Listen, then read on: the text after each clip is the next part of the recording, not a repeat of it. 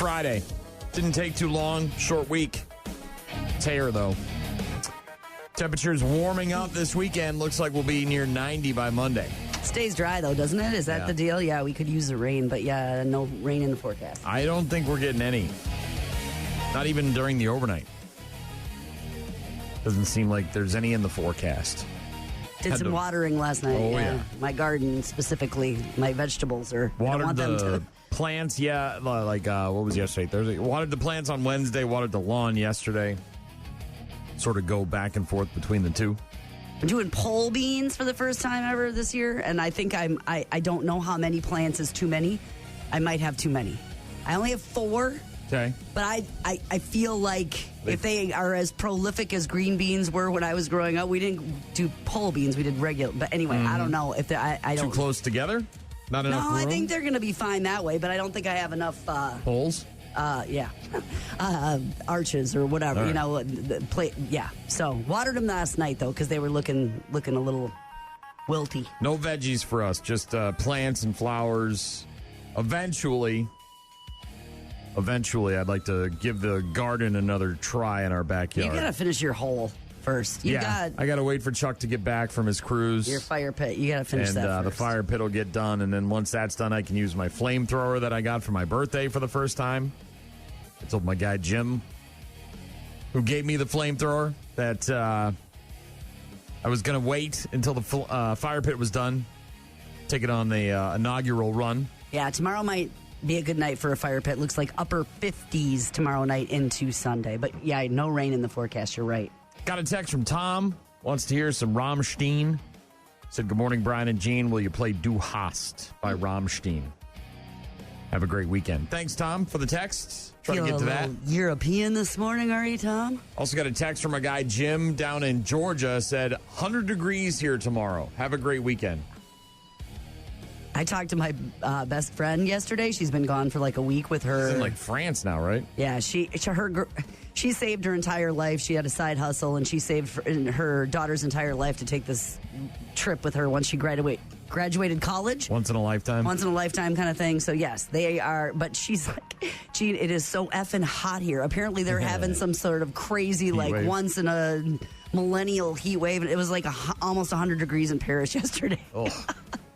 That sounds miserable. And they packed for like 50s because it was supposed to be, that was the forecast for, late May. Gives you a chance to go shopping. Yeah. Like, what's her nuts husband? See that? Millie Bobby Brown? Yeah, he doesn't take clothes. So, yeah, according to, I don't know if it was a podcast or an interview or whatever, but she said that her husband, this is 11 from Stranger Things, who's married and they adopted a kid, and she said in a recent interview, sit down or whatever, her husband doesn't pack for vacations. He just sees it as an opportunity to go shopping. And I think people maybe took that too literally. I mean, you have to put some stuff in a bag, right? You got to have some underwear, your shaving kit. Bon Jovi, right? Isn't he? I don't know what the hell he is. She's but I mean, the guy's Jovi, I guess. Bon Jovi. Bon Jovi. Anyways, I don't know. If I was rich, I might just show up. Well, and buy some stuff. Yeah, but a bag of some stuff, right? Like, I'm not saying that. Shoes, maybe? Well, look. Your favorite shoes? You're wearing the clothes that you're wearing. What if you have a very long, arduous trip, right? Don't you want to have a fresh pair of clothes in case you show up to the hotel and there's no stores open?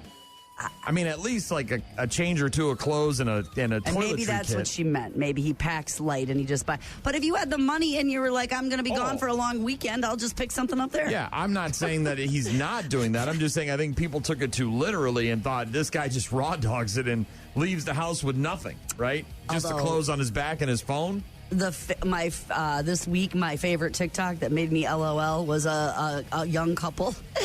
And they had drove like 6 hours to go on their like vacation cruise or whatever. And she is like laughing, crying at the dock because they left their suitcase at home. Ooh. And he's like, he keeps getting out of the car and opening up the back of the truck and checking and then getting back in and then being like, it's probably like the Christmas Story, and she's just like laughing, crying. She's like, I can't believe we don't have any clothes for the cruise. Lots to get to this morning. Doc is going to join us just after 8 a.m. to talk NASCAR racing. signs that you've made it. Sweet. What's on BoobTube this weekend? What's new in theaters? Bad news, happy music, all sorts of other stuff. It's a Friday edition of the show. Get in touch with us. Go to rockmornings.com. Rock Mornings with Brian and Gene on your rock station.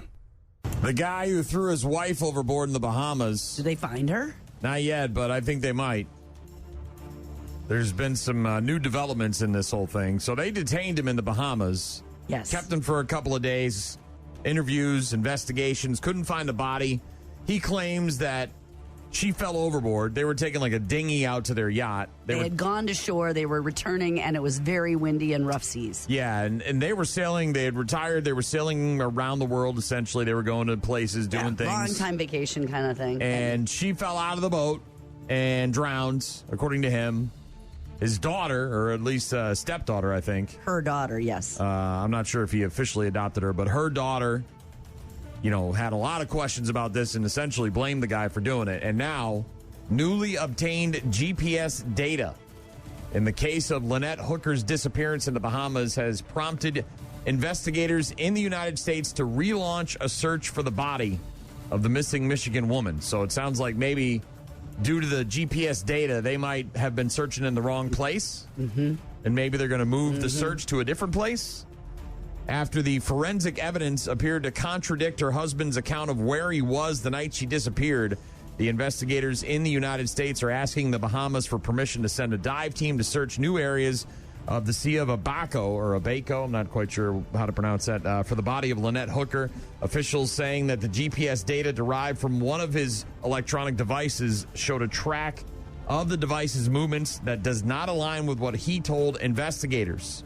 This newly obtained data shows the device was out on the water, stopping in the sea before returning, granting investigators a more precise location to search.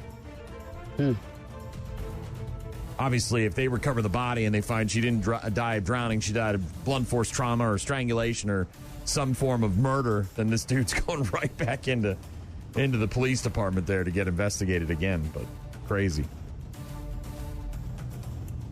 I'm assuming by now you've seen the rocket. Yeah. Boy, oh boy. Thankfully, nobody was on board this damn thing, but another billionaire trying to put a rocket in space.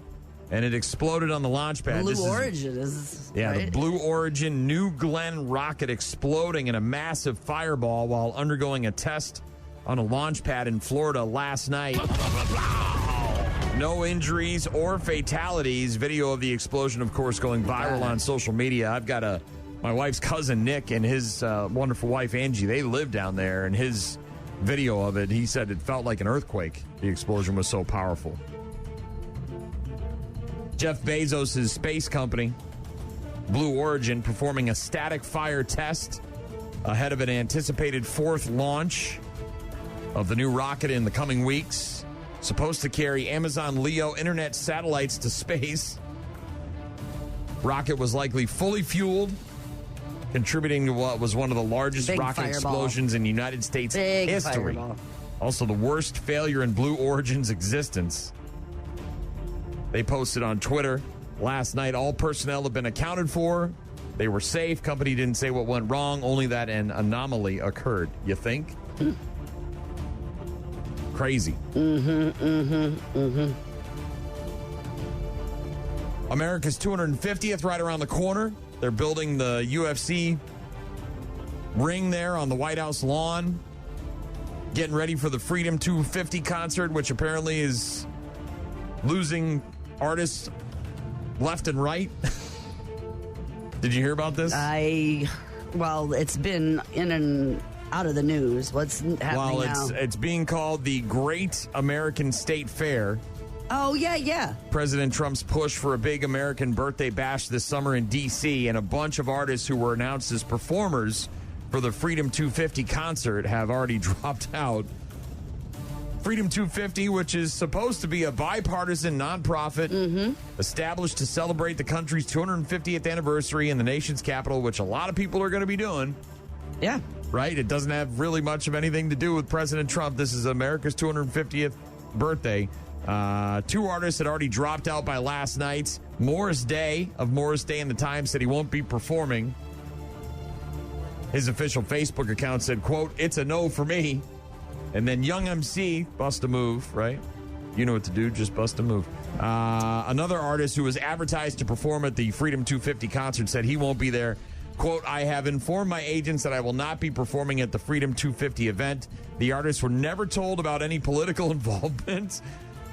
You're playing in D.C. on America's 250th. What do you think this is? Now, granted, a paycheck. That's right. what I think it is. That's again, why do you need the paycheck? He said, and despite the claims by the organizers that the event is a nonpartisan, Spin magazine describes it as a Trump-backed event. I hope to perform in D.C. in the near future at the event. I believe there was a country artist who backed out of it as well last night. Milli Vanilli supposed to be playing, at least the one guy who's still alive. So is Vanilla Ice. Yeah, I saw that. Flo Rida. Yep. Bret Flo Michaels. Rida.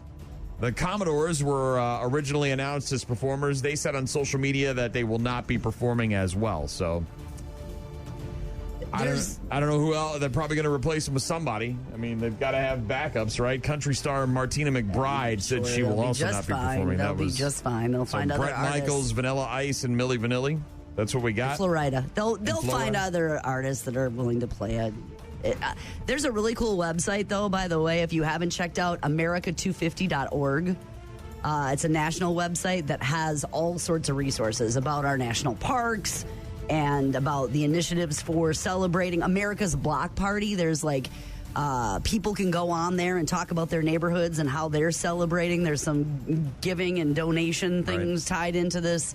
It's just a history. It's just it's an interesting website with quite a bit of information on it. America250.org if you haven't checked it out. Speaking of other things that are 250 related, this one, I don't know. This is just whatever. I don't even know this stuff is just crazy to me. So the $100 bill, it's been the largest bill in America for a long time. Yeah. Right? They used to have bigger ones, right? Back in the day, back in the 1800s, early 1900s, they used to have $10,000 bills. Those were the biggest you could get. Now it's a $100 bill until maybe someday soon. Apparently, we're working on a $250 bill with Trump's face on it. The White House is apparently pushing Congress to approve a new $250 bill featuring the president's portrait on the bill. It would require changing a 160-year-old law that prohibits any living person from appearing on U.S. currency.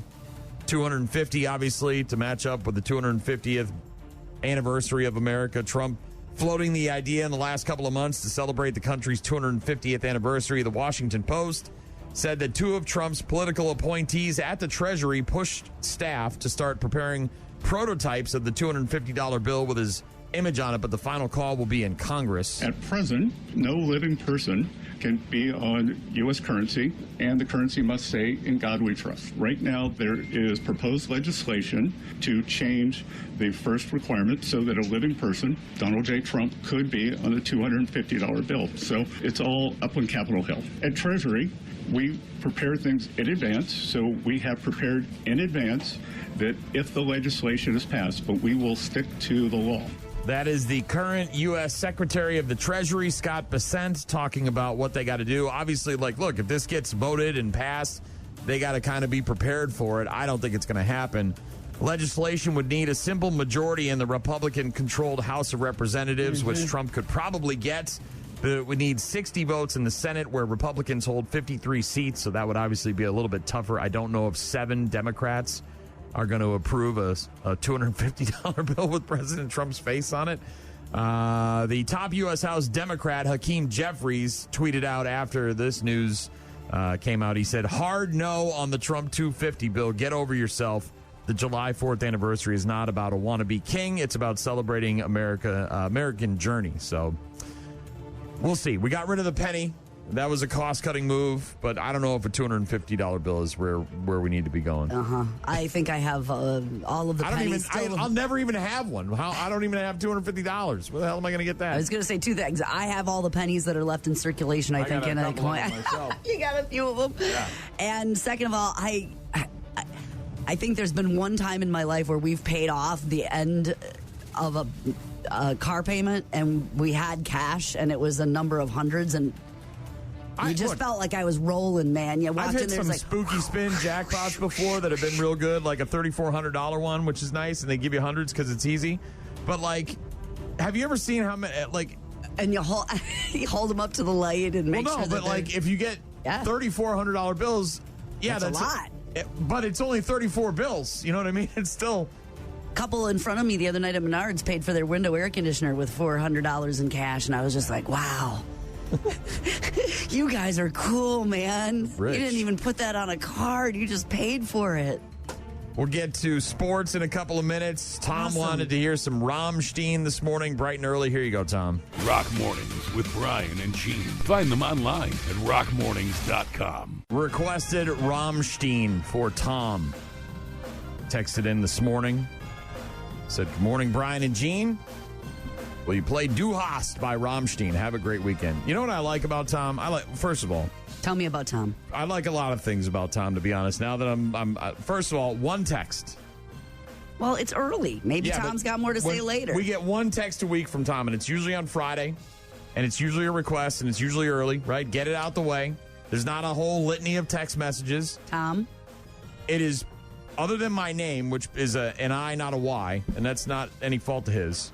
It's spelled correctly. There's proper punctuation. Mm-hmm. It's delightful. It's one sentence. How much punctuation could there be? It's so good. It's a succinct text message that it's exactly what I want from people. Okay, Tom. Tom's the man. Love this guy. A++ work, Tom. That's why he gets his song. Some people, they rattle off 8, 9, 10, 12 text messages. I want to hear what they have to say. There's no punctuation. I mean, he even capitalizes stuff. It's awesome. Okay. It's a guy who easily got impressed his head on straight. Tom. Easily impressed. In this day and age, people don't spell anything right. They can't even spell favorite anymore. People are idiots. Could be favorite. You don't know. It has nothing. That's not even a word. Brew Crew off last night. They are in Houston tonight to take on the Astros, first of 3. 7:10 first pitch. I got done mowing the lawn yesterday. I went inside. I cooled off for a minute. I crushed a few candies, and then I put my computer out, and I got ready to do some work on the computer. And after I got done, I was like, oh, yeah, the Red Sox game's on. And I was getting ready to make dinner, and I made a rhubarb cake that I'm going to share with you, by the way, that I brought in. And I put the Red Sox on. It was 2-2, and then all of a sudden it's 7-2, and I'm like, Jesus Christ! That they were ahead? No, they lost, of course, to the stupid Braves. I mean, whatever. The Braves are a great team. They're the best, one of the best in the league, this year, whatever. I didn't expect them to win, but it was just... come on. I had time. The game was on. I was at home, and I invested some, and what a waste of my time. God, they suck. I hope that their playing experiences issues, and they can never fly again, and they just cancel the rest of the season because they're useless. The Red Sox are an absolutely bum-ass, useless team. Okay, let's talk about the Brewers, who aren't. They played tonight against the Astros. In the NBA last night... Thank you. We've got one series left. It's the Spurs and the Thunder. The winner of that will move on to face the Knicks. The biggest blowout of the series by 27 points. The back-to-back MVP will face a Game 7. The Spurs have pulled it off, and there will be a 7th game. Wemby messed around and got a double-double. 28 points, 10 rebounds. Spurs over the Thunder, 118-91. They tie that series up at 3 games apiece and force a decisive Game 7, which is tomorrow night in Oklahoma City. No games in the NHL tonight, or last night, but tonight the Montreal Canadiens are at the Carolina Hurricanes. That game starts at 7 o'clock on TNT and True TV. It's Game 5 with the Hurricanes up 3-1, so they can eliminate Montreal, move on to the finals, where they'll take on the Vegas Golden Knights. Speaking of hockey, Claude Lemieux won the Stanley Cup 4 times during a memorable NHL career, has now died. He's 60, and apparently it was by suicide. I think I saw this. Is that... there's not a ton of information, but this is kind of there's obviously going to be some more info here because the whole scenario is kind of crazy, and you wonder, is it CTE? Is it dementia? What? Is it Tell some me sort more. of... What do I need to know here? Palm Beach County Sheriff's Office said deputies responded just after 3 a.m. to the scene of an apparent suicide at a furniture store showroom in Lake Park, Florida. Sheriff's Office said the victim was believed to be Claude Lemieux, and said he was found in a rear warehouse by one of his sons. So I don't know if they own this place and he went there and he killed himself in the showroom or in the storeroom or whatever. But 3 days before that suicide, where Claude Lemieux took his own life at the age of 60, he was the Canadians' torchbearer before the third game of the Eastern Conference Finals at the Bell Center in Montreal. So this guy, and look, mental health, all that's... You're not... Right. But he was doing this big thing. They brought him in, they celebrated him, he did the torch-bearing thing, and then 3 days later, the guy's killing himself in a storeroom. I mean, it's wild. And last but not least... Yeah, the furniture store was owned by him, by the way. That's kind of what I figured. Giants quarterback Jackson Dart had some splaining to do. Oh. Hey, Lucy, you got some splaining to do. Yeah, they had to have a little team meeting. This is how crazy the world is. What? So I don't know the situation, but somehow they asked Jackson Dart to introduce the president, Donald Trump, at an event. Okay, I'm with you so far. So he goes up on stage and introduces him. And it's a big event. There's a bunch of people and everyone's cheering, and he brings out the president. They shake hands, probably photo op. I don't know, whatever. Well, then his teammates start tweeting out, bro, what's going on? Or this isn't cool. And, so then they have to have an internal team meeting where everybody's got together and discuss their friggin' feelings because somebody's chapped ass because this guy introduced the president at an event. It's wild to me. Giants quarterback Jackson Dart addressing teammates earlier this week during a team meeting to discuss his introduction of the president at an event last week in New York. Sources said that among the topics discussed were keeping things internal and not airing frustrations publicly, a.k.a. if you have a problem with something that I'm doing, let's talk about it man to man. Don't put it on Twitter and blast me. Giants second-year outside linebacker Abdul Carter went on Twitter over the weekend after seeing the video of Jackson Dart introducing Trump at an event for former New York Representative Mike Lawler, and apparently not happy with that, and so then they had to get together and have a little team meeting over that. Boy, good way to start training camp. It's like... You got 1,000 guys as part of a football organization. You got to assume a lot of them are going to be pro-Trump and a lot of them are going to be anti-Trump. That's why you don't talk politics or religion or any of that crap. Just stay away from it, dude. And if you don't like it, tough. Move on with your day. Don't talk about it. It's my parents' rule. It's crazy to me. Anyways. Back in the day. I will say, though, that, if you're a quarterback and you got offensive linemen and these guys aren't on the same political side and they find out, next thing you know, you're getting sacked 8 million times, that ain't good. You don't want that. As long as you keep buying them the trucks, right? You got to buy them trucks and watches and stuff. Yeah, the rich get all the rich stuff. All the golf carts. The goodie bags, the gift bags. It's Rock Mornings with Brian and Gene. Find us online at rockmornings.com if you want to be a part of the program. We'll get to some Puddle of Mud in a bit. Rock Mornings with Brian and Gene on your rock station. Rock Mornings, Brian and Gene. We just watched I had seen the first one. I hadn't seen the second one because it just came out actually not too long ago. But we watched the two Ready or Not movies. Have you seen those? I don't think so. What is it about? So the first one is about a woman who marries a guy or is going to marry a guy, goes to the family home. They're rich, finds out that they're in a satanic cult, and she has to play a game of hide or seek. Nope, not seen that. And if she survives the night, then she gets her freedom. If she doesn't, then they get to sacrifice her to Satan. Does she get married? Anyways, the second one... Because I'm out. The second one, she obviously lives because they made a second one. And then the second one, the cops show up. It's right afterwards, so the cops show up, and they're like, there's all these dead bodies. What the hell happened? Her sister shows up. They have a tenuous relationship, right? And then they get hunted by a whole new series of people. So they were all right. It wasn't bad. Ready or Not 1 and 2. We watched them both over the last couple of nights. On HBO today, the premiere of Miss You, Love You, starring Allison Janney as a grieving widow forced to sell plan her husband's funeral with a stranger after her son sends his assistant instead of showing up himself. So how does this work? My son's assistant being here. It's a very unusual situation. Will you be sitting beside me at the funeral? Well, no, I mean, Why? I couldn't. You're doing everything else for Tyler. Why can't you be my son on the day? Well, because I'm no replacement for it. You'd be surprised how low that bar is.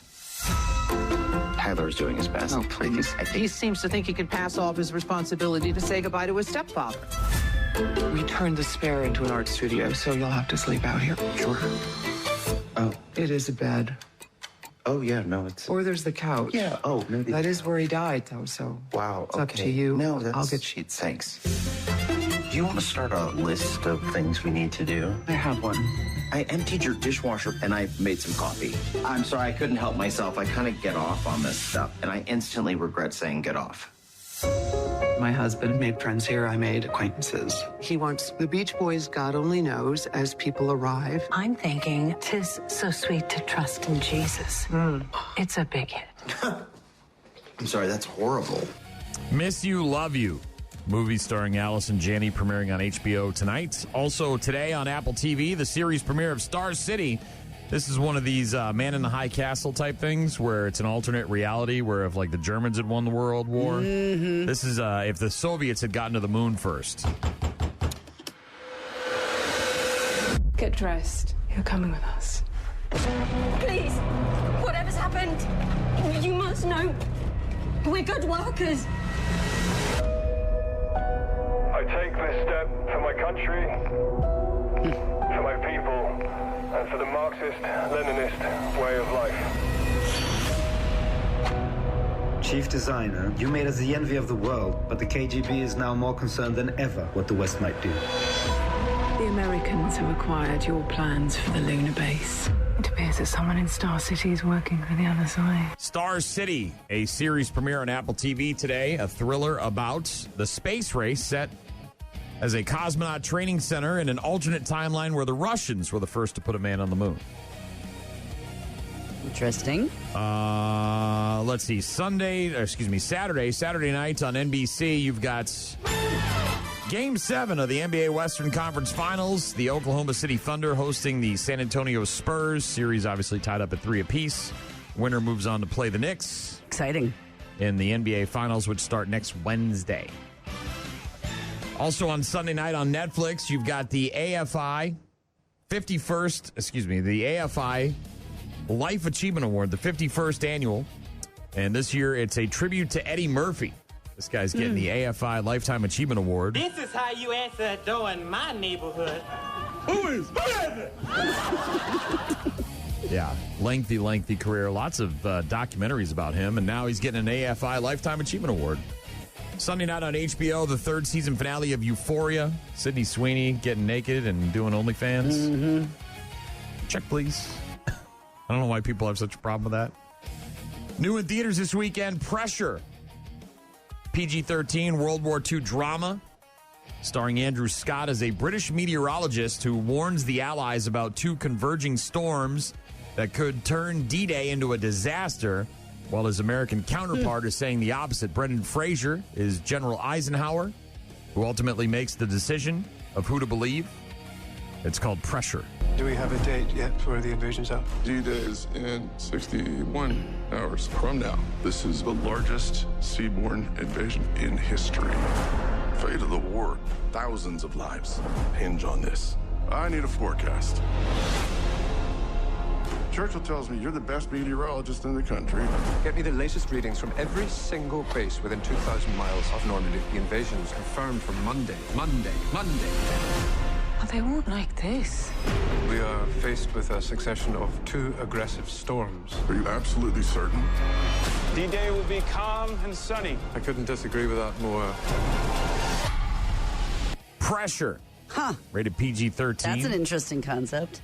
And also in theaters this weekend, rated PG, starring your guy, Nate Bargatze. It's The Breadwinner, where the mom is going on a trip and the dad's got to take care of the kids for a month. Moms have a million things going on. That's why I invented the StarMinder. I really think you might have something. I'm going to give you an offer. Running a company's a 24/7 job. What about your husband? Could he take care of the kids? Nate? Wait a second, is he here? What? Yes. Yeah, bring him in. We are moving. We're moving. Yeah. Here he comes. What, are you kidding? Are you eating a donut? No garbage can up there. You can finish it. No, it's wrong. I'm out of here. I'm out. Your wife is having the moment of her life and you're stuffing your face? You're a bozo. I thought, are you allowed to talk if you're already out?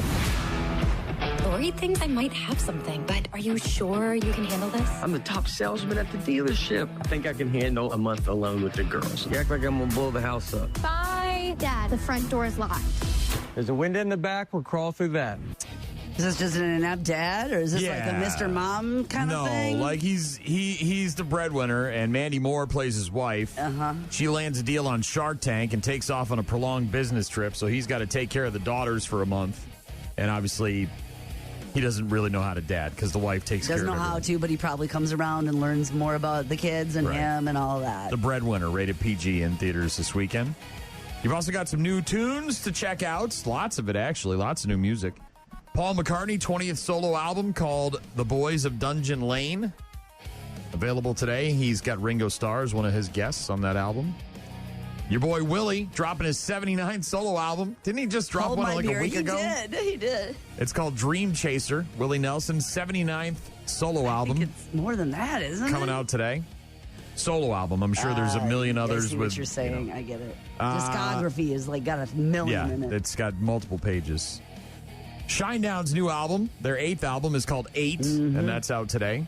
Also, Dogstar, Keanu Reeves' band, is dropping their 4th album today called All Is Now, which I believe is the name of the title track that we've been spinning every once in a while. It's an interesting whole thing, isn't it? That lineup and their music and the story. And Kiefer Sutherland is also dropping an album, his 4th album called Gray. Apparently he had to cancel shows, bad ticket sales. So maybe time to hang that up. And Violet Grohl, speaking of rock stars, Dave Grohl, the daughter of Dave Grohl. She's dropping her debut album today called Be Sweet to Me. So new music, theaters and movies this weekend. What's on the boob tube? Just got a text from somebody who said, I can't wait for Masters of the Universe next weekend, taking the family. Yeah, the He-Man movie comes out. Also coming out in the month of June is that Disclosure Day movie. Yeah. Yes. And apparently people are saying the new trailer that just came out, they're saying that the new trailer is making people believe that this movie is supposed to prep us for an actual Disclosure Day where governments worldwide are going to release alien information. I am much more inclined now than I was when I made Close Encounters to really believe that we're not the only intelligent civilization in the universe. I used to say to myself, wouldn't it be wonderful if all of this turned out to be true? I'm now thinking, wouldn't it be wonderful for people to know all of this is true? Disclosure Day. June 12th. Yeah. Steven Spielberg there in the trailer. And you can hear him talking about, this is the story about us, blah, blah, blah, blah, blah. But people online have big opinions about that. Someone said, the timing of this is definitely not a coincidence. Someone else said, why do I get the idea that this is a soft opening for the actual Disclosure Day? Lots of people sort of chiming in with the same sort of sentiments, saying that the movie itself is a warm-up for what's going to happen in the near future. Look, we're already getting a ton of declassified documents and videos and blurbs and blips, and guys are disappearing that had affiliations with NASA and science projects. And from what I can understand, all the first reactions and all the critics and all the people that have been seeing it are praise for the movie and for Emily Blunt, by the way. Yeah. We'll get to what do we got? Some Magnolia Park and just a bit, lots of other stuff to get to, so don't go anywhere. Rock Mornings with Brian and Gene. Find them online at rockmornings.com. Got a text. Let's see.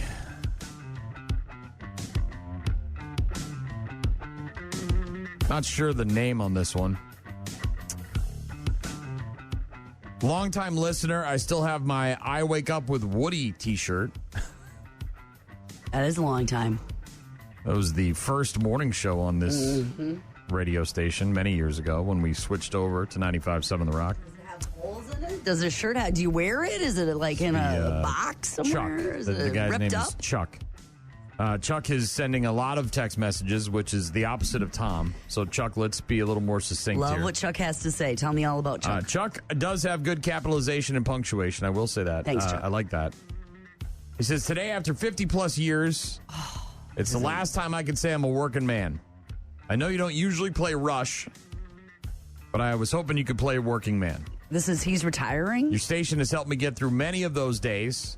I said, congrats on the retirement. I'll do my best. It's a 7-minute song, and it's not anything we He's normally play. Retiring today? He said, I remember the first day you were all on the air and Clarence Stelner was playing polka music, and I was hoping that it wasn't all just a cruel April Fool's joke. It was. Most radio stations just play Into the World as We Know It by REM for 24 hours straight when they flip formats.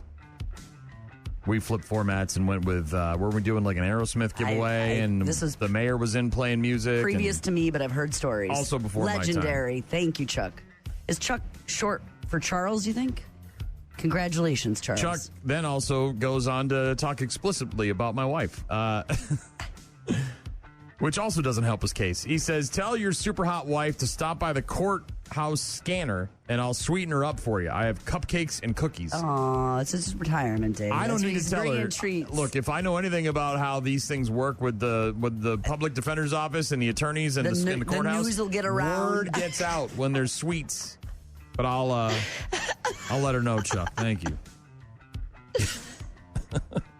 Thanks, Chuck. Happy retirement. Happy retirement, buddy. Enjoy it. Seriously. Don't just fade into oblivion like Mike Tyson. You know? You got the summer in front of you. Well, take some adventures. Look, take some time off and then get a job mowing lawns or whatever. Or just something that's brainless, volunteer, mindless, time like whatever. What is it with you and volunteering? Why can't a guy earn a living? He can, but he's already done with that. Give his own time to other people. Yeah, they need that. you. Hunger Task Force, maybe. Stop by. Load some food. Chuck, get paid. That's what life's about. Garden. They need help with the garden. Did you know the month of May is Stroke Awareness Month? I mean, it's not. a lot of different things. Mental Health Awareness Month, but it's also Stroke Awareness Month. I didn't know that. And there's a barber, actually, in Iowa. His name is Craig Hunt. And he suffered a stroke one day when he was barbering. And because of that, he's now working with the American Heart Association of Iowa, and he's spearheading the Blood Pressures in Barbershops program. It's a statewide effort to bring local nurses into barbershops and take blood pressures for free. The free blood pressure checks are now available at more than 80 locations across the entire state of Iowa because this guy had a stroke while he was cutting some dude's hair and saw the need for blood pressure checks. Maybe guys who aren't going to the doctor on a regular basis. Ding, ding, ding, ding, ding, ding. Don't know what their blood pressure's doing and could be at risk of having a stroke. Had a client in a chair. I was doing a haircut, and I lost movement on the whole left side of my body. So I was like scared to death, like, dang, am I going to lose movement? How am I going to work? This served as a really great platform to kind of bring some great education to the community and say, hey, if this could happen to Craig, this could happen to anybody. This is about a decade ago this guy suffered the stroke. He owns the University Barbershop in Des Moines. And it was just a typical Monday morning, cutting hair. Left side went numb. Next thing you know, dude's having a stroke. Obviously, he has recovered. And now he's working with the American Heart Association in Iowa, spearheading the Blood Pressures in Barbershops program. 80 different barbershops. Very interesting concept. Free blood pressure checks.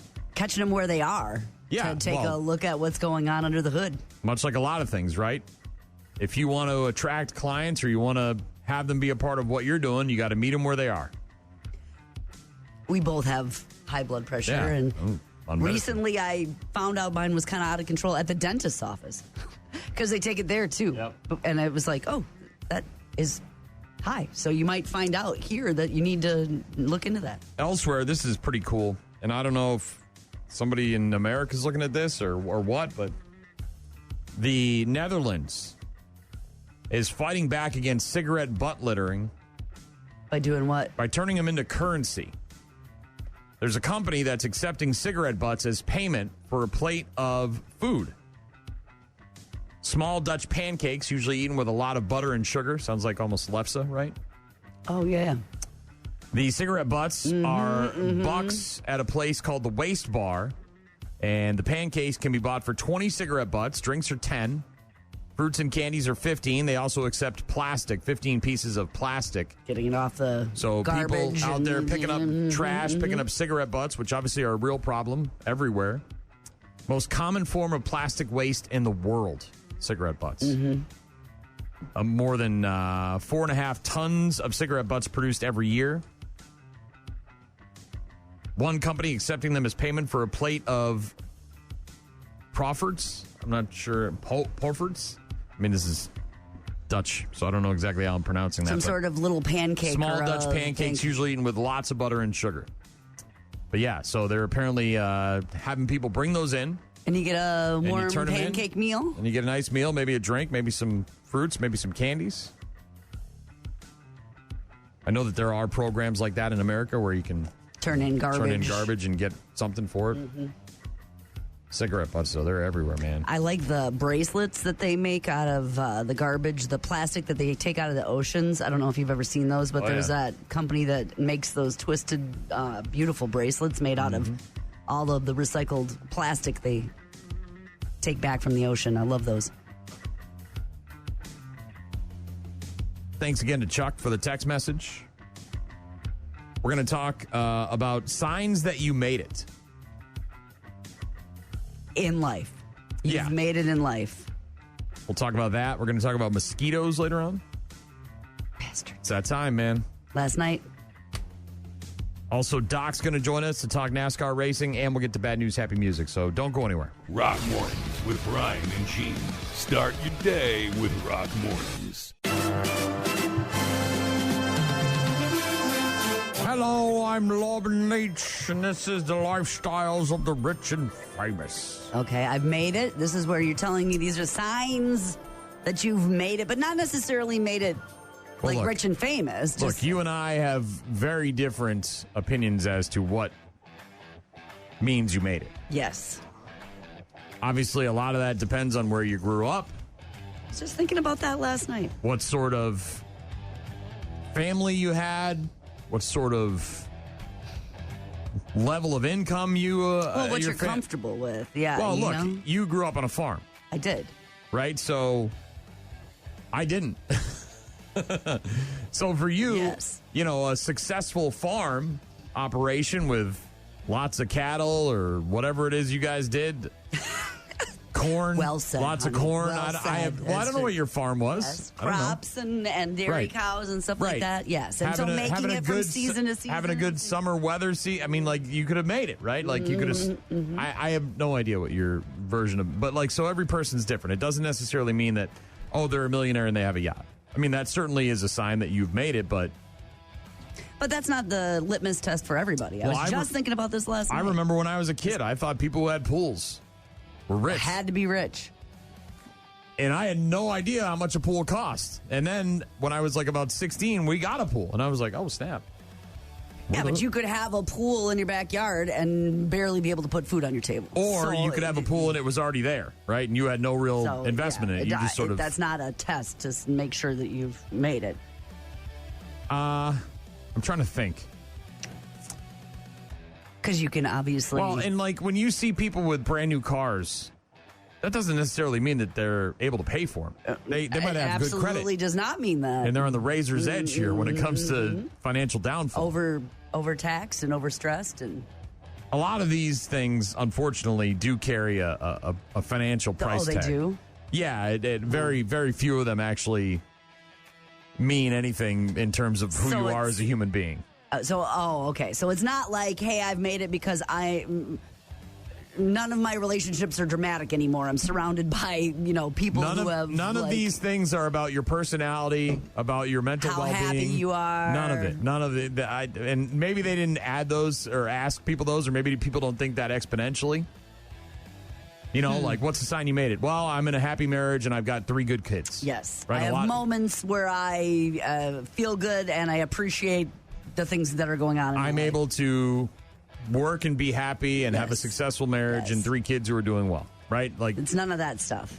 No. And it's not. Again, that's not usually the first thing that comes to mind when you think someone has made it, like a status symbol, right? Well, when you say it first, when you say what's the signs you made it, your immediate goes to right, something again of financial value versus but quickly I would go to because you could have all the things in the world and be a completely unhappy person. Stable, and that doesn't mean you made it at all.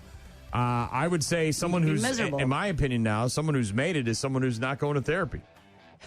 Got it all figured out. Because they don't need it. Yes. You know what I mean? Yes. Not because they can't afford it or because they're not going, but because I'm good. Life's good. Yes. Honestly. And who is? You're right. Nobody is. Everybody's going to freaking therapy. So a new poll, new survey asking people to rank the biggest modern status symbols. So they must have presented people with these options as opposed to allowing them to answer. Status symbols versus, signs you've necessarily made. The number one thing that people say is a sign that you've really made it in life is a high-end watch, like a Rolex or some sort of other watch that has... Don't care at all. I don't wear a watch, so... Don't care at all. A Casio tells the same time as a Rolex. So does my cheap Fitbit. Your generic Walmart brand of Fitbit. Shut up!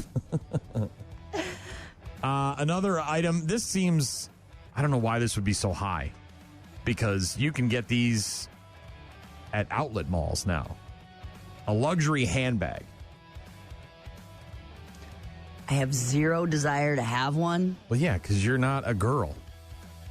Like, I got a used one for my daughter this year for Christmas because that was on her, like off a Poshmark or whatever, a Coach bag, because that was on her Christmas list, and we weren't buying new, I can tell you that. Well, but that was the thing. Back in the day, you could only get a Coach bag if you went to the Coach store. Now there's a Coach outlet. There's also Poshmark and all these other places where Stitch Fix or whatever, you can get them from other girls. Vintage stores and all sorts of, Now, the truly high-end stuff that only the models in Paris. Flea markets and, flea market. But I'm serious. Where did you get your Chanel purse? Oh, I got it at a flea market. Uh-huh. Oh, my God. My friend just got a Gucci belt at a flea market. Another sign that you really made it, according to a new survey, is the latest iPhone.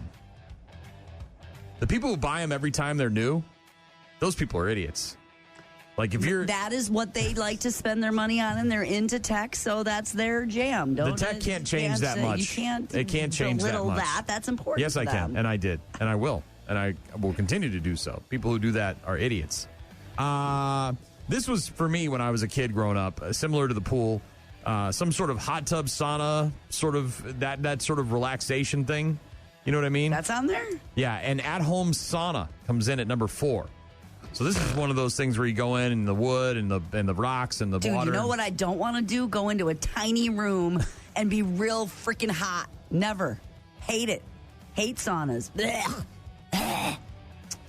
Next up is the hot tub pool. I will tell you now that we've owned a hot tub. It's not a status symbol. It just means I'm in more debt. Yeah, you have... I will say a swim spa, one of the big-ass swim spas would be more of a status. Because those Fill are... it, clean it, put chemicals in it. So much work. So much work. So much work. If you can afford to pay the company to come over and do it on a weekly basis... Not as much work as a pool. No. Oh. But what I'm saying is, like, if you've got one of those items and you're not physically taking care of it, you're paying a company to take... That's then you really made it. Yeah, that's made it for me. Another item on the list, designer shoes. Wow, this is all crap I don't care about. This is actually a good one. This is a good one because this is something that we've all dealt with, right? Buying a house and you're looking around. What's one thing that you've always wanted, even as Jean, who's not really a girl? Yeah. A walk-in closet. A big, giant walk-in closet with shelves and hooks and room for everything. A walk-in closet comes in at number 7, a sign that you have made it. I mean, you go to somebody's house and you see the walk, and you're like, damn. Oh, I know. That's like a room that's bigger than my bathroom. Yes, and you're like, God, can you imagine I could put all this stuff in here and have room for other stuff? I would just like one that isn't shared with where I have the top shelf, rack, and he has the bottom, and then every season we have to take everything up to the attic and bring everything back down because it's only this. Just a little bit bigger than that. But you know, when you're looking at houses online that are for sale and you see those big closets. Well, if they call it a master suite and it's got the walk-in closet and its own bathroom, and what do they call that? Master, whatever. Yeah, I'm always like, oh, wow, what's that like? I guess I've made it because also on the list is a backyard with an outdoor kitchen. Yep. We've got a sink and we've got a grill and there's a space for a fridge, which we haven't purchased yet, but we have the outdoor cooking space. But that I didn't put that there. That was with the house when we bought it. So, outdoor pizza oven also in the top 20. Part of the kitchen thing. I tell you, one of them big. I mean, we have friends in Eau Claire. A lot of people have those. Or right. I'm talking egg? the big one. The big Are you one. Talking about the No, egg? not the egg. The big pizza oven like you see in the restaurants. Not like the chimney. Yes, not like one of the tabletop ones. Also in the list are high-end wine fridges, fancy exercise bikes. Like a Peloton. Yeah. Ensuite. That's what they're doing. This is my ensuite. Top signs that you made it. Big walk-in closet. How to design a great master suite.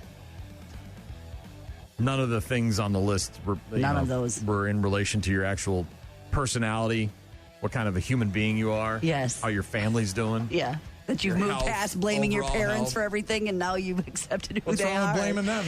It's their fault. What? They did it, man. Now you've just accepted it for what you did. Nothing you can do at this point. Back to the therapy thing. Too late. Too late. Too late. Rock Mornings, Brian and Gene, AC/DC. Rock Mornings with Brian and Gene. Find the daily podcast at rockmornings.com. Got a text from, not quite sure who this is. They didn't put a name on here, but just finished building an apartment building on the river. Seeing people out on their boats at 7 a.m. on a Tuesday morning seems like a pretty good sign that they made it. There was none of that about free time or any of that in your list. It was all about things, really. Well, and purchases. again, it sounds like the survey gave them a list of things to quantify as opposed to a free open-end question where they said, what is this something that you know, but yeah, well, having a boat for people who don't have a boat. I mean, living on the river is a dream that I have, or living on water somewhere. So yeah, I hear you.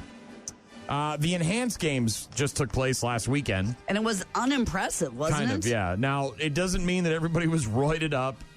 It just means they legally were allowed to be. Yes. And only one world record was broken, and it was by a person that wasn't enhanced. They were going straight. They were clean. Isn't that interesting? So the Enhanced Games are upping the ante. The organizers of the Enhanced Games said yesterday they'll offer a $10 million bonus to any man who's able to break Usain Bolt's 100-meter world record at the upcoming 2027 Enhanced Games, sharply increasing the financial stakes for the very controversial and drug-friendly competition. The Enhanced Games said the prize would go to the winner of the men's 100-meter final if he runs faster than Usain Bolt's 9.58 seconds, the time that he set in Berlin back in 2009, which is viewed as one of the most untouchable marks in the sports. The announcement following the inaugural Enhanced Games, which were held on Sunday in Vegas, athletes producing only one swimming world record along with 21 personal bests. So it's not like these people weren't doing really well.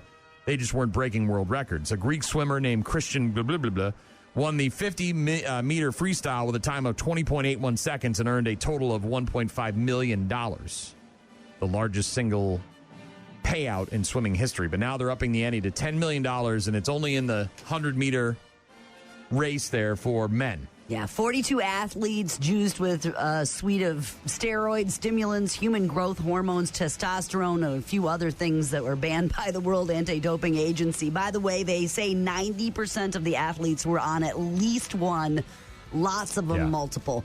When asking athletes what they're on, a lot of them said, I'm sorry, I'm preferring not to talk about my and they stack said that of they had juice to in the be morning, it had to right? be legally prescribed by a doctor. It wasn't like they could just go, allegedly, it wasn't like they could just go down the street and get it in an alleyway. But 90% of the athletes were on at least one of the drugs that were allowed in they weren't breaking the rules. They were allowed in these games, but at least one. That's 90% of the athletes. The Brew Crew off last night. They'll be in Houston tonight for the first of three against the Astros. That's a 7:10 first pitch. Spurs over the Thunder last night, forcing a Game 7, which will be tomorrow night on NBC. No games in the NHL last night, but tonight you've got Montreal, Carolina, 7 o'clock on TNT and True TV. That's Game 5 of that series with the Hurricanes up 3-1. 2311 racing employee Ivana Howell, I think is how you pronounce her name, has been indefinitely suspended by NASCAR after she allegedly hit someone while driving a golf cart before the Coca-Cola 600 in Charlotte last weekend. Sounds like it was a 77-year-old guy, and he suffered some pretty severe injuries, and I guess it was intentional. Howell arrested, charged with a felony assault with a deadly weapon, leading to serious injury following the incident. Happened hours before the race. She had a court appearance on Tuesday. Her next court appearance will be on June 16th. She posted the $125,000 bond. According to her LinkedIn page. On purpose? She's a senior account manager for 2311, the team that's co-owned by Denny Hamlin and Michael Jordan. So this is a woman who's not involved on the track, right? Not a tire changer, not a jack man, not the catch can guy. She's just some accountant lady On the team, but not necessarily part on of the company. car. But yeah, we'll get more info about this situation from Doc when we talk to him next hour with NASCAR. But crazy. Suspended indefinitely. Speaking of getting suspended, a youth baseball incident that went viral has now resulted in some serious discipline. The coach who allegedly instructed his own 11-year-old son to throw a baseball into the opposing team's dugout has been given a lifetime suspension by the United States Specialty Sports Association, which sanctioned the travel ball tournament where the incident took place. The coach's son, who was pitching at the time that he threw the ball into the opposing team's dugout during the tournament on Memorial Day weekend in Kansas City, has also been suspended for 5 years. This happened during a game between a team from Oklahoma and a team from Nebraska featuring players age 11 and younger. We're talking about children. Not talking about seniors in high school. We're talking about little kids. National attention. The video showing part of what happened circulating all over social media. The coach suspended for life is named Michael Riles. Did they say Oklahoma. What the point was? I mean, did they just get angry? The kid's name is not published because he's a minor, but obviously if it's the guy's son, you can probably do a dive and figure out who it is. But the head coach there in Oklahoma got his ass suspended for life for telling his kid to throw a pitch directly into the opposing team's dugout. Crazy. Some good sportsmanship there. It's good coaching. What are you thinking, dude? I don't know how you can get wrapped up in a game with 8-year-old, 9-year-old kids. What if they had their, like... I've sat on the bleachers for years. Hold on, let me finish. It's not that great. What if all the kids brought the stuff from their bedroom and had it, like, in the stands where you're supposed to sit and you have to, like, weave and wind and bob to get to your seat? You're trying to make a kind of like your basement right now with your daughter and her boyfriend between the living junk in. that's in my house right now. I'm holding it together right now, quite well, actually. Yeah, it looks like it. Yeah, I am. My garage is full of stuff. My basement's full of stuff. On top of that, decided to remodel the back porch at the same time, so my house is full of stuff. So, your life is so insane. I don't know how you do it. I don't know how Mike gets up every day. I'm good, but it's just there's a lot of things out of place right now, and I'm handling it. I'm proud of myself for the way I've been able to handle it. Man, if I was one of your other kids, I would do everything in my power if I was one of your other kids to make it worse. To move things around. If I was Grace, I'd be like, Mom, I had a problem at the apartment. There's a cat that doesn't live with us now. If I was H-Man, I'd be like, hey, Mom, I got a flood in my apartment. I got to come stay with you. I'm bringing a bunch of stuff. 2 of his friends are coming from South Carolina on Monday for a week. Yeah. It's getting worse. So just fine. I love it. Right. A lot of noise under one roof. We'll talk racing with Doc in just a bit. It's also bad news, happy music. Don't go anywhere. Rock Mornings with Brian and Gene. Weekdays, 6 to 9. Hailstorm, like a woman can. Rockfest music from Hailstorm. Looking forward to seeing them at Rockfest, along with everybody else, man. Body count. BC's in the house. I got a body count jacket that I got for Christmas years ago. I'm going to bring that with me, see if I can get it autographed. A jean jacket or like a members only jacket or it's what? It's like a Dickies jacket, like a work jacket. Uh-huh. One of those like, not a Carhartt, not thick like that, but more like a canvas, I guess. Autograph? Get that autographed? Oh, yeah. Silver Sharpie or something? Hell yeah. If I get Ice-T to put the old John Hancock on there, boy, get that framed.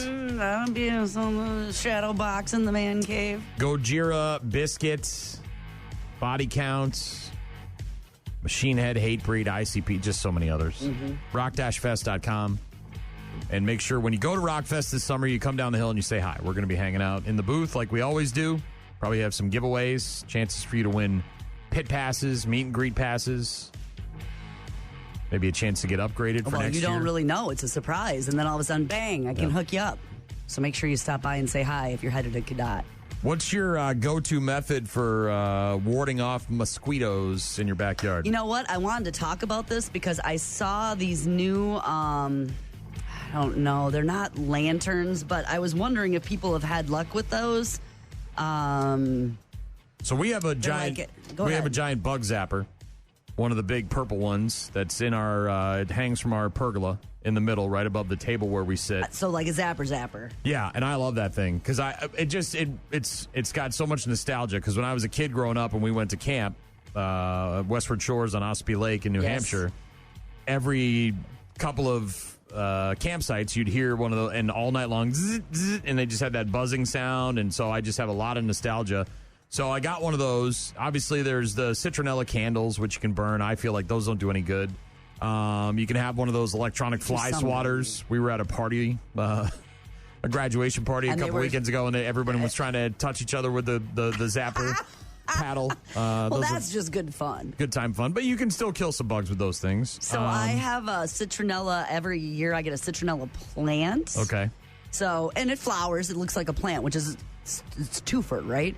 But literally, if you just rub the leaves like this and kind of rough it up, I mean, you can smell. Yeah, it releases a smell of the citronella candles, fragrance.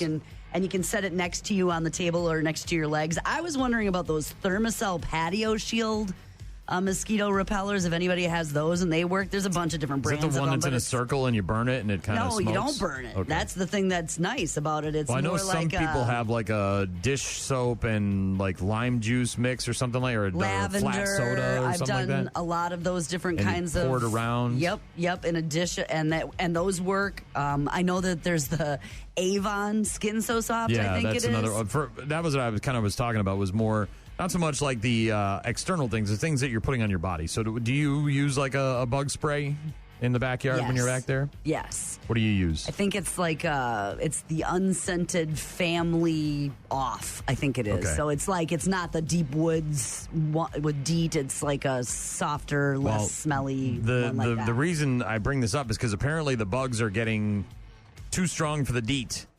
The DEET is the most popular, right? The most prevalent. Well, it's strong. Right, and it's in a lot of different products, right? So new research, however, shows that mosquitoes can actually learn to love the presence of DEET, one of the most common insect repellents. Scientists conducting lab experiments, where they successfully reversed the mosquitoes' aversion to the chemical and even made them more willing to approach humans that were actually wearing the DEET. So like an now, aphrodisiac? Instead of being... Come along over here. Yeah. I'm wearing the DEET. It sounds like the problem is if you're using too much of the DEET.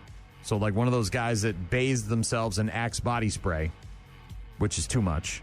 Overusing a medication can make it less effective, kind of the similar aspect there. Researchers in the study able to condition mosquitoes to associate blood meals with DEET so that when they're hungry, they immediately sought out the smell of it. Right, so where's the DEET? I know there's blood there. I'm going to go there. Because these two smells go together. The blood and the DEET, they're connected. They even seemed to prefer the human DEET-treated arm to an unsprayed arm. Possible real-world situation is a mosquito biting someone who applied DEET a long time ago.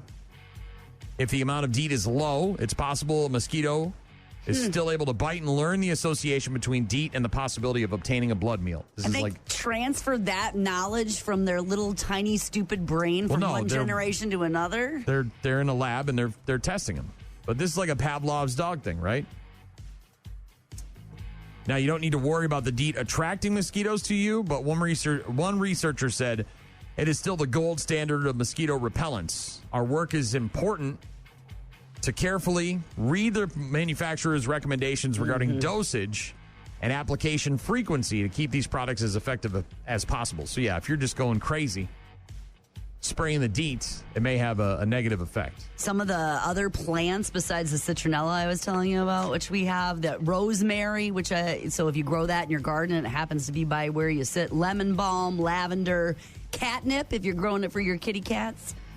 Garlic, eucalyptus, those are also scents that they hate as well if you're trying to go with plants as your repellent. But yeah, these thermal shield, so they look like that, and it like releases a scent versus a fire or whatever. So I was wondering if those are effective. I don't know, man. If you got those, what are the ones you plug in?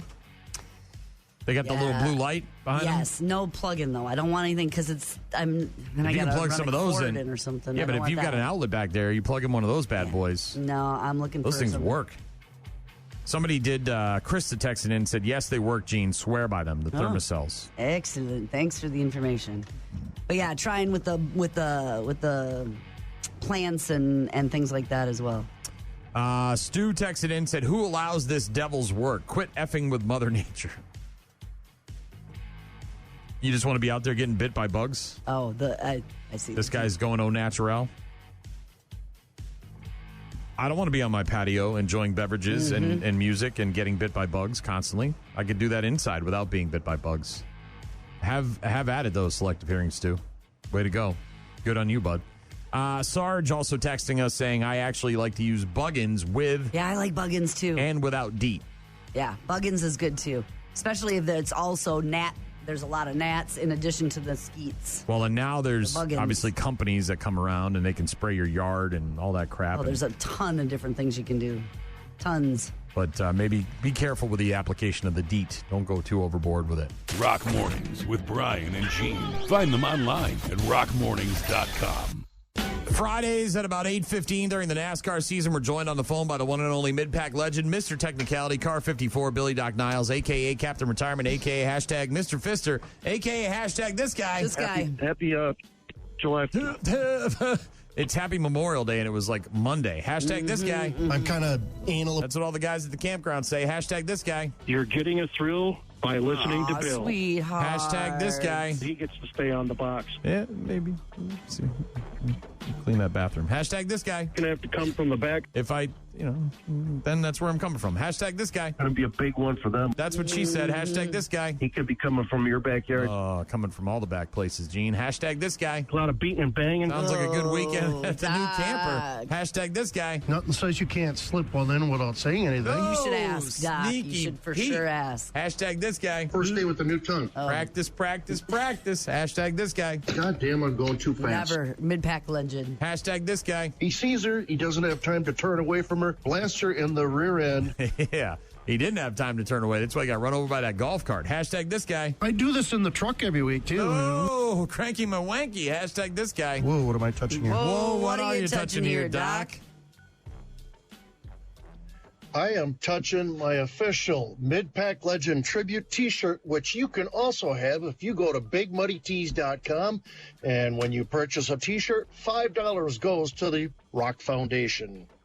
Nice. Very nice. Thank you. Doc, a couple of news items. Obviously, the big news is still the passing of Kyle Busch. I thought they did an amazing emotional job. So many people being a part of everything that happened, whether it was Kyle laying down the flowers on the 8th on the infield, Bubba Wallace obviously taking a moment, the wife and the kids being there, and the emotional speeches and all of the pre-recorded stuff that they aired before the race.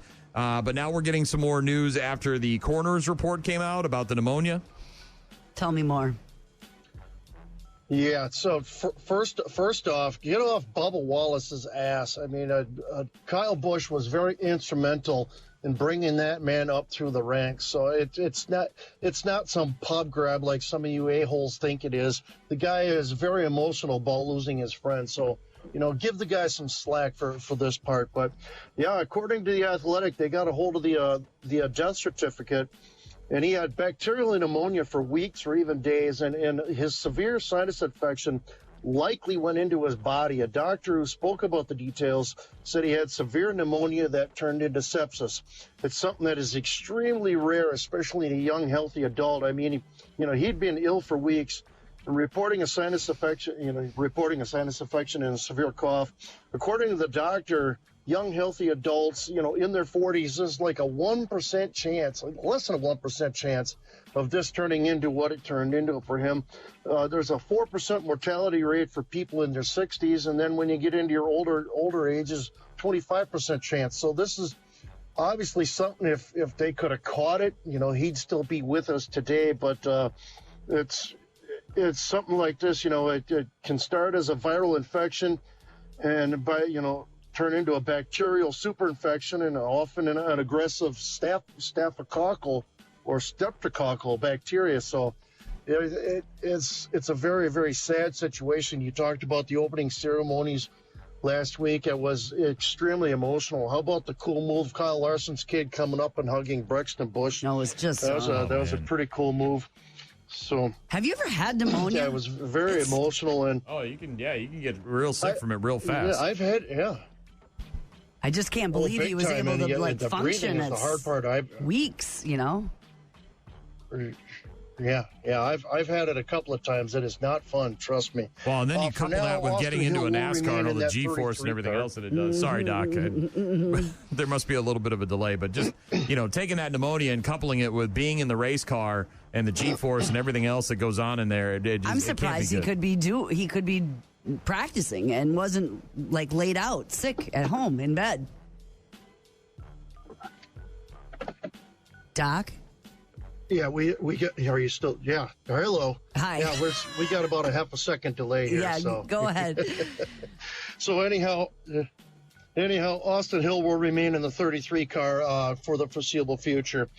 Every week, NASCAR releases its penalty report, with the fines and suspensions from previous weeks. And there was a strange hit this week. 2311 Senior Account Manager Vanna Howell has been suspended indefinitely by NASCAR for a conduct violation after she was arrested and charged with assault with a deadly weapon and inflicting serious injury. According to the reports, a 35-year-old Howell struck a 77-year-old man with her golf cart Saturday, causing severe lacerations and injuries. No details have been released on what caused her to do this, and 2311 has yet to release a statement on the incident. NASCAR this week is at the Nashville Superspeedway. It's a 1.33-mile concrete oval with 14-degree banking. Ryan Blaney won this race last year. Chase Briscoe set the qualifying record last year at 164.3 miles an hour. Excuse me. Fantasy experts, they like Larson, Hamlin, and Chastain. When I filled mine out last night, Byron, Elliott, Blaney, and Bell, guys who are good on these intermediate tracks. VegasInsider.com via the BetMGM app brings us our odds this week. Hamlin at plus 375, Reddick at plus 625, Bell at plus 650, Blaney at 725, Larson at 825. Hey, Red Cedar Speedway fans, we are just 5 days away from the High Limit Sprint Car Racing Series coming to town, featuring current NASCAR Cup champion Kyle Larson. Also scheduled to appear our defending race winner and series champion Rico Abreu, former NASCAR Cup star Casey Kane, and current series point leader Aaron Reutzel. You can purchase your tickets online at the Red Cedar Speedway website. And if you remember last year, this bad boy sold out, so get your tickets early. Now, I jumped the gun last week because I wasn't looking at dates. My fault. Red Cedar was idle last week. So we're going to repeat what we said last week. It is military night at Red Cedar Speedway tonight. All current and former military are admitted free and receive one free beverage. USRA late models, Wasota late models, Midwest mods, modified street stock, super stocks. Gates open at 5 p.m. Practice at 6 p.m. First green flag drops at 7. Tomorrow night, La Crosse Fairgrounds Speedway. It's kids' night. There's going to be pre-race kids' rides. All kids 11 and under are admitted free. They'll get to see late models, Sportsmen, Hornets, Six Shooters, and the Milwaukee Stock Car Club Vintage Modifieds. Those are some pretty cool old cars. You're going to want to see them. Plus, it's double features for the late models tomorrow night. Gates open at 5:15, qualifying at 5:30. Kids ride is going to be somewhere around 6:15, 6:30. Gather up down in turn 4 when you want to go on that. Go ride, get your kid for a ride. First green flag drops at 7 p.m. Now remember, race fans, wherever you're at in the country, take your family out this weekend and support a great local short track. Doc's Race Report has been brought to you by our friends at County Materials on Empire Street in Holman and County Materials on Menominee Street in Eau Claire. That is two great County Materials locations celebrating 80 years of serving Western Wisconsin. And speaking of serving 80 years plus, if you're at La Crosse tomorrow night, stop by that big super broom, that gold truck with the big super broom on it. That's my dad, Mike Niles, who's driving that. He's going to be 84 years old tomorrow. Pop in and wish him a happy birthday. That is this week's Race Report. Doc, always a pleasure. We'll talk to you again next Friday. The Mid-Pack legend joining us each and every Friday at about 8:15 to talk NASCAR racing. Bad News, Happy Music coming up next. Rock Mornings with Brian and Gene. More from Brian and Gene is coming up. You're about to enter a beautiful, exciting, wonderful new world. A cockroach living in your nostril. Now that's just nasty. Add in some haven't pooped for 30 days. Poop is raining from the ceilings. Poop. And sprinkle in some hashtag Florida Man for flavor. Florida Man. Florida Man. Florida Man. Florida Man. Florida Man. Florida Man. Florida Man quits his Burger King job, steals all of their chicken nuggets. It's bad news. Bad news. With happy music. Let's rock. You know, when some relationships come to an end, one person might utter, well, if I can't have you, nobody can. And that's terrifying. That is absolutely terrifying. This is terrifying, but not that bad. A relationship came to an end or was coming to an end, and the guy said, well, if I can't have you, then you can't have the house either. You burn it down? No, he took an excavator to it. Oh, he knocked it down. A 48-year-old man in Pennsylvania named Eric something or other, Pierwza, Pierzwa? I don't think that's really thought all the way through, though, because then you don't have a house. So apparently he came home on, well, it looks like a really big house. They may have a second house or a third. It looks like they're pretty well to do. Came home on Tuesday after drinking all night. Wife obviously not very happy with that whole situation. Might be an ongoing problem for them. Told Eric that the marriage was over. They got into a fight, yelling at one another, screaming and yelling. He said, quote, if it's over, then I'm going to tear the house down. You never know what people are thinking today. It's an unfortunate incident, I will say, for all involved. And, hopefully it's an isolated incident. There's no other ones in the future. His wife and 2 children were in the home when he started to demolish the home. Prior to the officers getting on scene, they were notified that he had fled in a vehicle. Officers had reached out via phone, and later in the day, around 1 o'clock, he did turn himself into our department. Now, I don't know if he rented this excavator, if he just had it in the backyard, if they were working on it. A construction company or something. But he went outside drunk after getting into a fight with his wife, got into the excavator, and started tearing down into the house while his wife and 2 daughters were still inside. They, of course, called 911. The cops showed up before anybody got hurt. Damage to the house, pretty significant. However, you can see pictures of it. He tore a whole front end off this thing. Big chunk of the roof torn down. Experts say the structural integrity of the entire house is now in question. And this guy is facing a bunch of charges, including causing a catastrophe. Who knew that was a charge? What are you in here for? Causing a catastrophe? That is a... Reckless endangerment and, of course, disorderly conduct. Wife is planning to not only get divorced, but also seeking a protection from abuse order as well. I bet. A person who causes a catastrophe by explosion, fire, flood, avalanche, collapse of a building, release of poison gas, radioactive material, or other harmful or destructive forces. Yeah. It's a felony. By the way, felony of second degree. I don't know if the house was in the middle of the street, but there was certainly debris from the house all over the front yard there. Not good. If I were to say to you, fib, what comes to mind? I'm not sure I can say it out loud. You could put it in nicer terms. That is a friendly Jesus. Illinois beloved. That's what it is. That would be an effing Illinois person without a parent, right? While there was a fib in hashtag Florida who apparently had a little too much to drink and ended up taking a cop car for a joyride. Oh, no. While he was on vacation. Cops is filmed on location with the men and women of law enforcement. All suspects are innocent until proven guilty in a court of law. Man from Chicago facing a litany of charges after authorities say he drunkenly stole a police cruiser while visiting Key West over the Memorial Day weekend. Looks pretty proud of himself in the mugshot, by the way. He's got the whole head back, kind of a smirk on his face. Is that too many, pina coladas, or Do what you happens? like pina colada? I don't know. What's the drink of choice in Key West? Key lime margarita. John Mack of LaGrange, Illinois, had been drinking at Dante's Key West pool bar and restaurant and took the patrol car from an officer who was working in off-duty detail at the restaurant and bar. Gotta be honest, hate to victim blame, but I'm gonna do it. Why were the keys in the ignition? You're off duty. You're there just sort of being a bouncer, right? Yeah, well, they shouldn't have been, but you can't just go take a police car. But how did he get it started? How did he get the keys?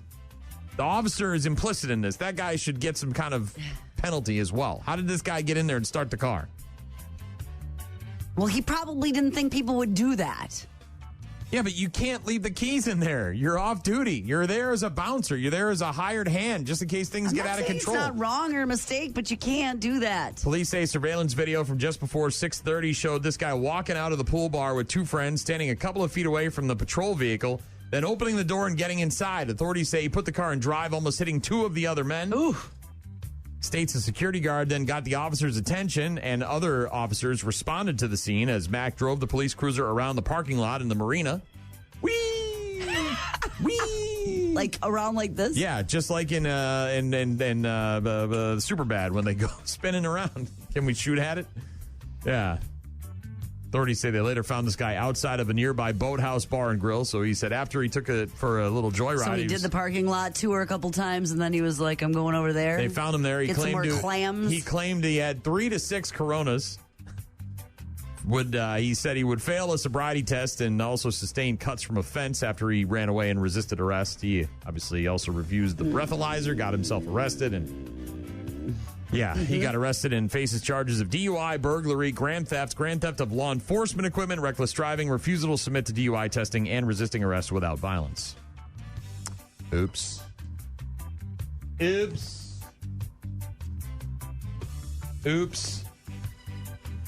Yeah.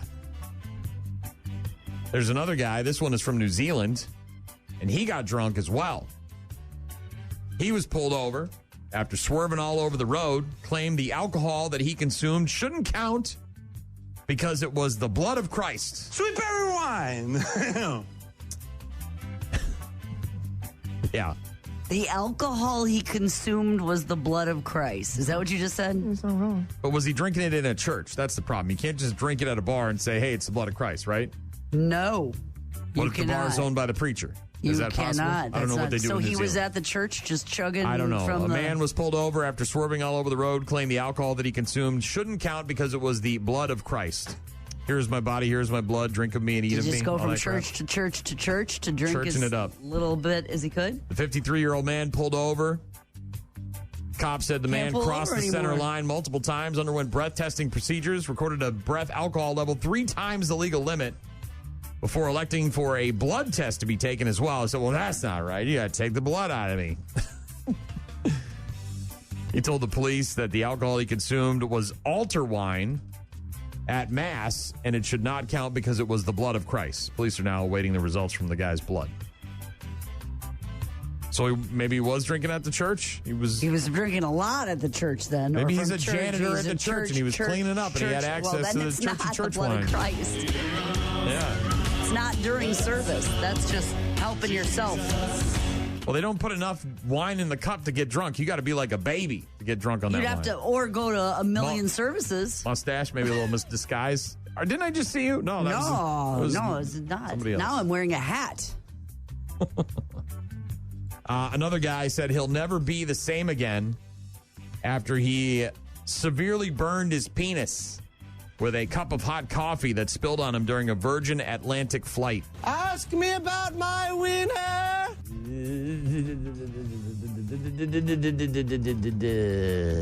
Nicholas Gibbs said it happened in December on a flight from Vegas to London. He's a full-time carer for his mother, apparently takes care of his mom full-time. And he said he was in so much pain he was not able to look at her properly and had started legal action. After her properly? Look after her, excuse me. After her. My bad. A spokesperson for the airline apologizing, said the safety and well-being of customers, blah, blah, blah, top coffee priority. was too hot? Is this the other thing? Well, apparently didn't have a lid on it as well. And look, there's no doubt you can get some hot-ass coffee from restaurants and bars and wherever you're at. And an airplane. He said after the incident, he was given paracetamol and loose-fitting pajamas and told there would be medical support when he landed. But this apparently never materialized. So this guy gets off the plane. No one's there to help him out. He's just got his burned-up weenie. He said, by this stage, my penis was badly blistered and the bandage they put on it had fallen off. Ugh. Probably can't keep a bandage on it really either. He also said there had been no follow-up calls, no correspondence, nothing. Hey, I don't want a bandage on it. I want some gauze. I want professional hands. I want some salve. I want like an ointment. I don't want a bandage. Sounds like tape and sticky. Nice. I don't know. I want some. I don't know. Yeah. The The burn had healed, but had a massive effect on his life and his mental health. Said he and his partner, Claire, who was with him on the flight, had hoped she would be pregnant by now, and they had not been able to obviously make that happen because his wiener got burned so bad while he was on the flight by the hot coffee. It's my manhood, and it will never be the same again. Don't burn your ass, though. Thank you, Shaw. He didn't burn his ass. He burned his wiener. Yeah. He said he was served a lidless cup of hot coffee that fell into his lap. He claimed the tray table was badly slanted and too flimsy to carry food or drink. I was in absolute agony, but also in complete shock as the excruciating pain was just unbearable. This guy obviously is going to try and sue the airline. Badly burned wiener, Gene. That's not good. Don't like that one. Mm-hmm. Did you see the lady who got kicked by the horse? I did not. Oh, man. Is it her horse? I don't know who. It doesn't matter. You don't need any sort of specifics about this video. Oh, was she trying to put a saddle on him? Or what? I don't know. She's walking behind this horse. I don't really care what her situation is with the horse. I don't care what the horse's job is. They're at a raceway. They're obviously doing some kind of horse thing. There's jockeys, there's numbers, there's horses. But Richard Fahey's loyal stable worker, Chloe Briotti, walking alongside Cameco Fever ahead of a Class 6 7-furlong race for 3-year-olds earlier this week.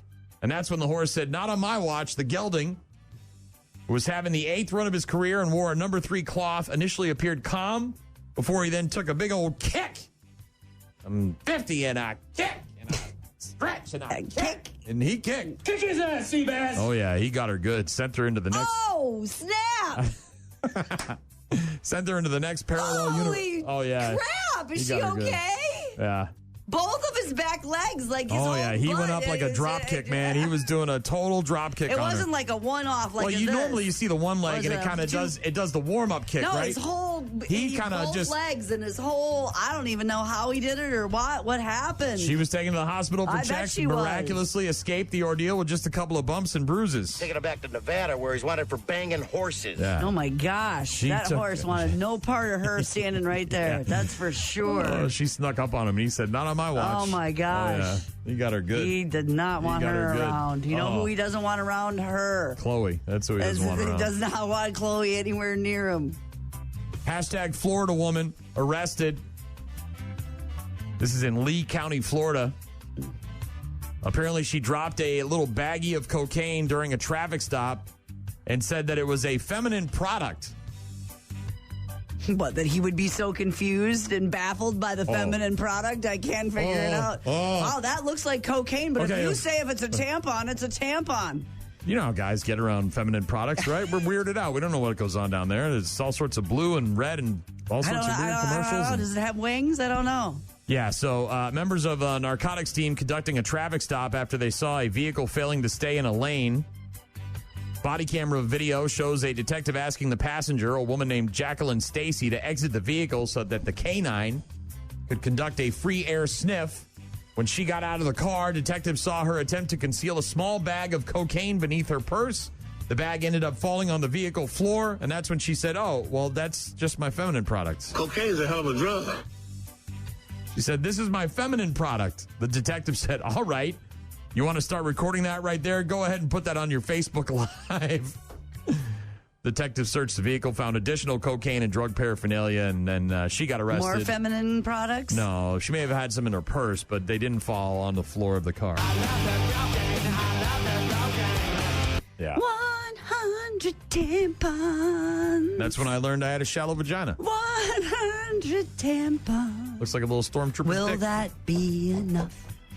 Stacy charged with trafficking in cocaine, possession of a controlled substance, and possession of drug paraphernalia. And last but not least, these are my favorite stories. I love these. These delight me because I don't like children. I think they're the worst. And I can't imagine the stress and just the struggle people have dealing with them on a daily basis. What happened with this one? This sounds bad, and I don't like that. And when kids are running around really fast and you don't know what to do, you put weights on them. That was one time at one daycare, and I love it. He was just if they won't stop messing around, you duct tape them to the wall. Put some ankle weights on them, slows Jimmy down a little bit. And if they just won't, Jimmy runs fast. Look, if they won't relax, you just give them some melatonin. Jimmy runs too much, and that's what happened in Maryland. A public school teacher secretly feeding her special needs students melatonin at the start of each day, kicking things off with special gummies. Right now, I guess thankfully, if you want to find a silver lining, she wasn't giving them edibles or alcohol. She was just giving them some melatonin, which is a naturally occurring, thing in your body, right? Alleging the lawsuit says that the entire class was found sleeping multiple times and not for naps.